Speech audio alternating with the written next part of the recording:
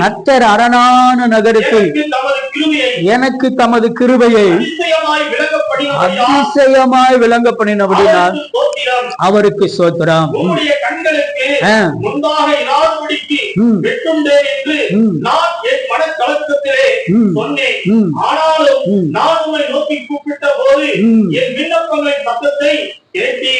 கர்த்தருடைய பரிசுத்தவான்களே, நீங்கள் எல்லாரும் அவரில் அன்பு கூறுங்கள். உண்மையானவனை கர்த்தர் தற்காத்து விடுதலை செய்கிறவனுக்கு பூரணமாய் பதிலளிப்பார். கர்த்தருக்கு காத்திருக்கிறவர்களே, நீங்கள் எல்லாரும் இடமனதாய் இருங்கள். அவர் உங்கள் இருதயத்தை சிறப்படுத்துவார். அல்லேலூயா, அல்லேலூயா. அவருடைய வேதம் சொல்லுது. கடந்த நாட்களே நம் 30ஆம் அதிகாரத்திலே பார்த்தோம். கர்த்தருடைய பரிசுத்தவான்களே 4ஆம் வசனத்துல அவரை கீர்த்தனம் பண்ணி அவருடைய பரிசுத்தத்தின் நினைவு கூறுதலை கொண்டார். கர்த்தருடைய பரிசுத்த நாம் யாருங்க? கர்த்தருடைய பரிசுத்தவான்கள். அல்லேலூயா. நாம் உலகத்தின் ஜனங்கள் அல்ல, இந்த உலகத்துக்கு உரியவர்கள் அல்ல. என்றைக்கு நாம் தேவனால மீட்கப்பட்டோமோ, தேவனை விசுவாசித்து அவரை நாம் ஏற்றுக்கொண்டோமோ, அந்த நாள் முதற்கொண்டு நாம் கர்த்தருடைய பரிசுத்தவான்கள். அல்லேலூயா.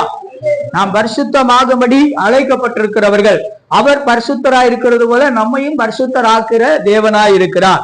இந்த இடத்துல சொல்லும் போது சொல்கிறார், கர்த்தருடைய பரிசுத்தவான்களே, நீங்கள் எல்லாரும் அவரில் அன்பு கூறுங்கள். அல்லேலூயா. அங்கே 30 சொன்னார், நீங்கள் அவரிலே களி கூறுங்கள், அவரை பரிசுத்தத்தை கொண்டாடுங்கள் என்று சொன்னார். கீர்த்தனம் பண்ணி அவருடைய பரிசுத்தத்தை கொண்டாடுங்கள். இந்த இடத்துல சொல்லுகிறார், அவரில் அன்பு கூறுங்கள், உண்மையானவனை கர்த்தர் தற்காத்து என்ன செய்றாரா? இடும்பு செய்கிறவனுக்கு பூரணமா. அப்ப கர்த்தரிடத்துல நாம் அன்பு கூறும்போது கர்த்தர் நம்முடைய இடும்பு செய்கிறவளை, நமக்கு இடுக்கம் செய்கிறவளை, நமக்கு நெருக்கம் உண்டாக்குறவளை, நமக்கு பல விதத்திலையும் நமக்கு என்ன செய்யற நெருக்கத்தை கொடுக்கிறவர்களை கர்த்தர் என்ன செய்றாரா? பூரண பதில் கொடுக்கிறாரா? அல்லேலூயா. பாருங்கள், எவ்வளவு அழகான நல்ல தேவன் நமக்கு இருக்கிறார்.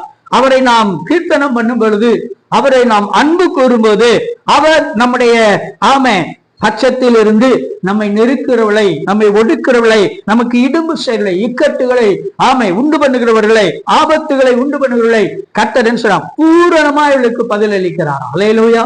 அறகுறையா அல்ல. நாம செய்வோம்னா அறகுறையா பண்ணிடுவோம். ஆனா கர்த்தர் எப்பொழுது செய்தாலும் அவர் ஆயினாலதான் சொல்கிறார், பழி வாங்குதல் எனக்குரியது என்று சொல்லுகிறார். அல்லேலூயா.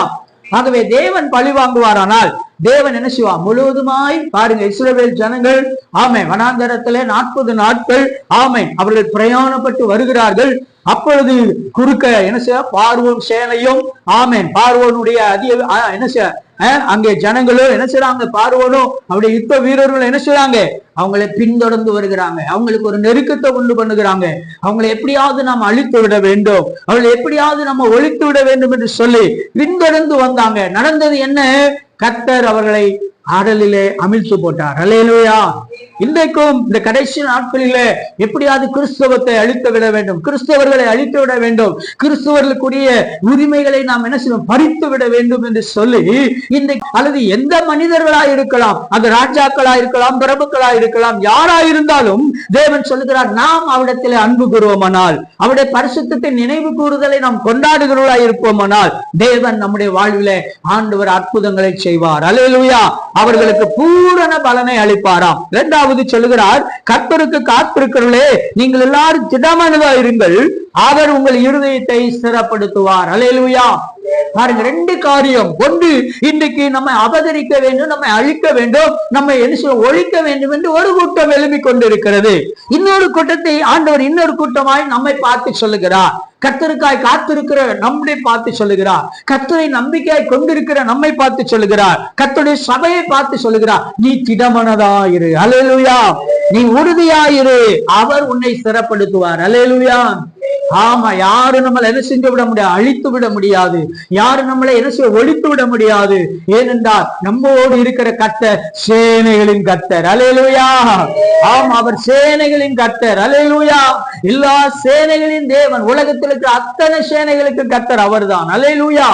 அவராலே அன்றி வேறு ஒருவரால ரட்சிப்பு இல்லை. ஆகவே இந்த இடத்துல சொல்லுகிறார், முதல் கூட்டம் நம்மை அழிக்கிற கூட்டம் கூட்டத்துக்கு கர்த்தர் பூர்ண பலன் கொடுப்பாராம், நினைக்கிற கூட்டத்துக்கு. இரண்டாவது, நாம் என்ன செய்ய வேண்டும்? திடமனதா இந்த கடைசி காலத்துல நம்முடைய இருதயத்தை பலப்படுத்துவோம், திடப்படுத்துவோம். வரும் எல்லா காரியங்களை எதிர்கொண்டுவதற்கு நாம் என்ன செய்வோம்? உறுதியாய் காணப்படுவோம். கர்த்தர் நம்மை பெருக பண்ணுவார். அல்லேலூயா. கர்த்தர் நம்மை ஆசீர்வதிப்பார், கர்த்தர் நம்மை உயர்த்துவார், கர்த்தர் நம்மை ஆயத்தப்படுத்துவார். அல்லேலூயா.